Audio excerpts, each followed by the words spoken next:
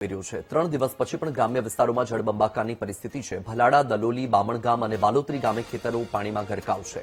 અનેક ખેતરોમાં 5 ફૂટથી વધુ વરસાદી પાણી ભરાયેલા હોવાથી ખેડૂતો ચિંતામાં છે। હજારો એકર ખેતીલાયક જમીન વરસાદી પાણીમાં ગરકાવ છે। ડાંગર સહિતના પાકને ભારે નુકસાન થવાની ભીતિ છે।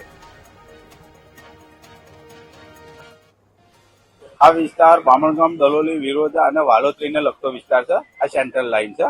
અહીંયા આગળ એટલું બધું પાણી છે કે કોઈ વાત ના થાય। 20 થી 25 ઇંચ જેટલો વરસાદ પડેલો છે અને સખત પાણી છે અને તમામ જમીનમાં પાણી ફરી વળ્યા છે।